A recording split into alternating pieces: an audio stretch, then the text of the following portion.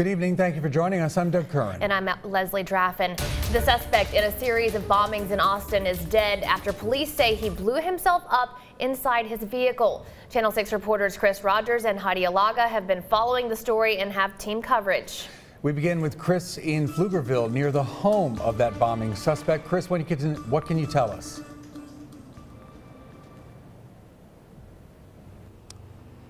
Well, Doug, Leslie, good evening to you. We are learning plenty more information at this hour about the man that police say was behind that string of deadly bombings, and Heidi will cover that suspect information in just a moment. But first, I want to show you the scene here in Pflugerville. If you take a look behind me, you can see the streets in the area surrounding the home where Mark Anthony Condit lived are still blocked off at this hour. Now, an evacuation order was put in place. At first, police told us that was out of an abundance of caution, but we have since learned that they did find explosives inside that home that he shared with multiple roommates. Now, in a press conference just a short while ago, police and the FBI told us that inside one room in the house, they found multiple components of bombs. Now, they have since cleared that house of any explosives.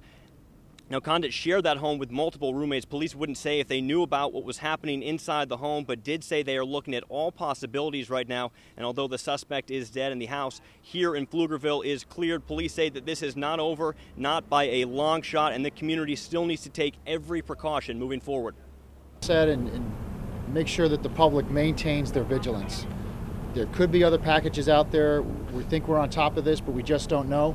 So for the next couple of days, we want to continue that messaging of be careful when you see things suspicious, to call it in immediately. So far, authorities say they don't have a timeline as to when residents will be let back inside their home. Obviously, this is a very fluid situation. Now, the big question, Doug and Leslie, on everyone's mind tonight is why. And at this recent press conference, police wouldn't say if they discovered a motive just yet. Obviously, those details will come out as this investigation moves forward. But obviously, there are multiple families tonight hoping for their loved ones and mourning the loss of those who were killed in these deadly bombings. We'll have more on this story coming up tonight at 6 and 10. For now, reporting live in Pflugerville, I'm Chris Rogers, Channel 6 News. Doug, Leslie, we'll send it back to you. All right, Chris, thank you very much. We're also learning more details about the suspect, including where he went to school. Our team coverage continues with Heidi Alagha. She is live outside Austin Community College, where the suspect attended school for a while. Heidi, what have we learned about him so far? Well, Doug and Leslie, we have learned a lot of new details this evening about who Mark Condit was. Like you just mentioned, he did attend school here at Austin Community College from 2010 to 2012, so just 2 years. But we're learning the most details, I think, about his employment and that status there. He worked at the Cruise Manufacturing Company. It's an engineering and machine shopping store. He worked there for a total of 4 years. He was hired when he was 19 years old. Now, the manager who hired him did speak to our sister station and tell them that they hired him, they liked him. He was a quiet guy, but they had to let him go recently in August because he apparently was just not meeting the quality that they were looking for. He was not taking the job seriously, is what we were being told.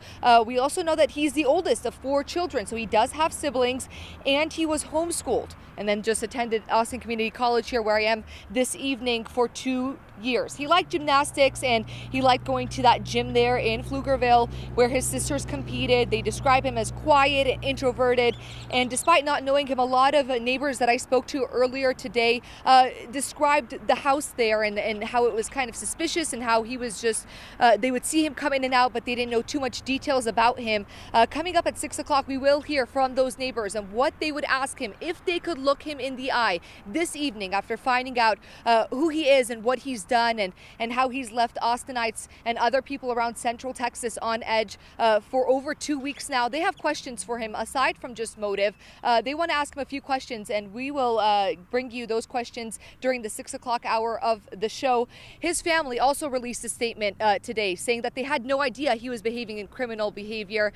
They released that full statement. It is up on our website, kcentv.com. You can read it there. We'll have much more on who the suspect was and how people described him, as well as the things he liked, the places he would go to, and just who he was overall, hopefully leading to some more answers as to why, just like Chris mentioned.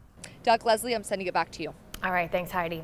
And like she mentioned, you can learn much more about the victims of these bombings and see a timeline of events all on our website, kcentv.com or the Channel 6 app.